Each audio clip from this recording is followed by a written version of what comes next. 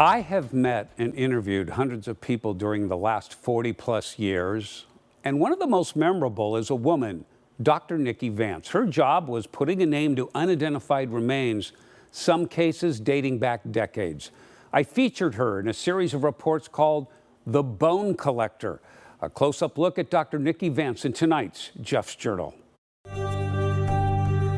A pink and beige tattered coat, shoes with square plastic heels, a silver and gold ring, a pair of Wrangler jeans.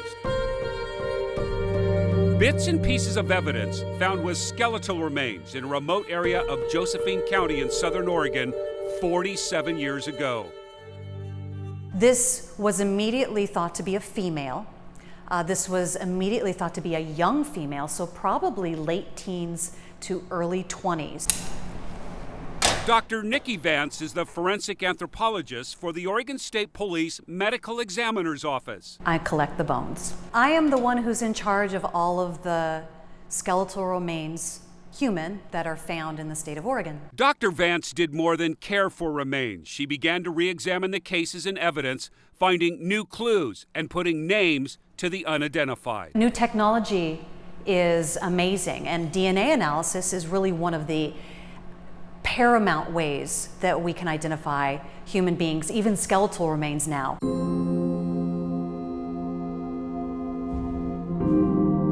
But 47 years after they were discovered, the remains of the young girl continued to haunt and baffle Dr. Vance. Who was she? The case did get put on a shelf, and it did sit for many, many years at that point because there was nothing else to potentially do on that case. And there's another mysterious piece of evidence that could match up to any new leads. Found with her remains, a gold mother-of-pearl ring with the initials A.L. scratched into it. The A.L. had to have stood for something. It had to have been really important to this young lady for her to scratch those initials into that ring. Will these latest clues solve the mystery? There is renewed hope, but for now, she is never far from Dr. Vance. Our Josephine County case is right here. She stays in my office, so I can keep good track of her. I really feel like I'm her steward. And that's how my story ended 8 years ago. But Dr. Vance never gave up, resubmitting a DNA sample to take advantage of a new technology. 2 years after this story first aired, the remains were identified as a teenage girl named Anne Marie Lehman. The other way we tried was a different type of genetic association called investigative genetic genealogy. And we used that technique to create a completely different type of DNA profile, upload it into a completely different database, and search not for her DNA, but for her family's DNA. And the one mysterious clue, the ring with her initials, now it all made sense. I hear that name, and I see that name, Anne Marie Lehman, and I realize, oh my goodness, these are her initials.